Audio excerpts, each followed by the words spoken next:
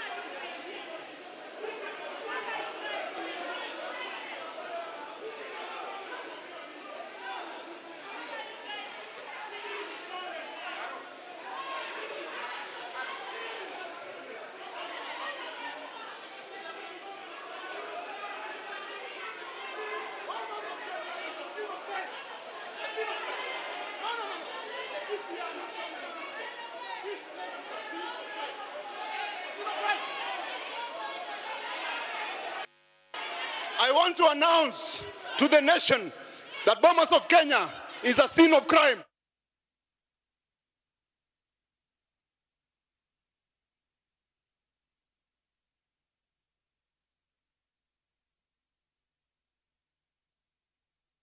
Somebody has just made their way to the dais there. And this is what the IEBC was talking about yesterday, Wahiga and Trevor, when they said that security personnel would be deployed And even more police officers would be stationed there if need be. And these are some of the occurrences, perhaps, that would then essentially make security a very critical component in terms of their visibility there, their availability there, just to curb such situations. That gentleman there, we're yet to establish who exactly that was, has just made his way across the central part of the auditorium and made what seemed to be an announcement. An allegation, to be more specific, and Francis Wanderi, one of the IBC commissioners, was on hand to quickly move that gentleman away from the mic, and security also quickly, jumped in to take control of the situation. It's very worrying because only official announcements are supposed to come from that platform, not just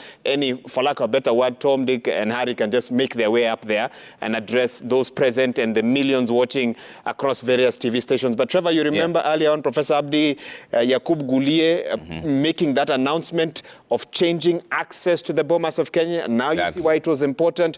Only chief agents, deputy chief agents, and IBC clerks are allowed there. But as I look at the setting in this room, Trevor, it still feels like there are more people there than should be present. And Roslyn, it seems there wasn't much movement there, affirming that she's seeing a lot more people there today than when were you last there? Are they even more than when this afternoon, but I think the crowds pick up in the evening.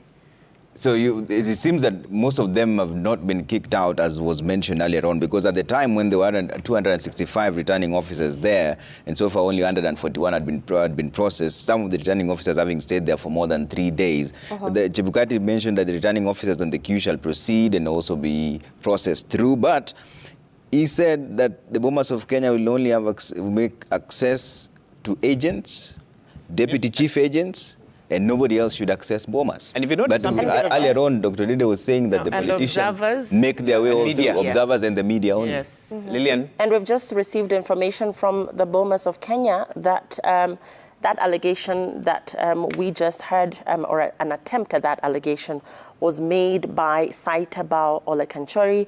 He is a chief agent, and we are at the Raila Odinga camp, and we are going to establish exactly why that happened and why he found it necessary. Tempers are still flaring there. That is still Millie Mabona there, just pointing fingers, and maybe we could listen in as we find Francis Gashuri to see what's going on there and get an update. But there's a lot of tempers just flaring at the Bomas of Kenya, where the Form 34As are still being verified. But I hadn't actually noticed that indeed that was Saitabao. He looked different. We see him in suits, and he was here on JKL just the other day. So that, actually, now come to think of it, that was probably him, chief agent for the Azimio team. But of course, I think there are different ways to share some of your concerns as opposed to going up on stage. And you can definitely see the concerns there. But Trevor, one thing I just want to notice briefly, activity has slowed down. On the floor of that auditorium. The tables are we are already we thought there was a way bit of behind on the schedule. Interruptions like this means that we're pushing forward that the time when Wafula Chebukati will be confident enough to stand and announce the results, because this delay, because it has that spiral or spillover effect. And it did decry it. You actually mentioned that it takes about an hour to process just one returning officer, and there have 265 who already arrived there. But Kevin, when you see such kind of scenes, it comes back to what Omolo was saying, that elections here is a game of perception. Most people think that something wrong is happening somewhere, despite it being electronic. What more could IBC do then to restore the faith of the electorate in the entire process? Because when they see such scenes, then they're like, okay, maybe something is really happening somewhere.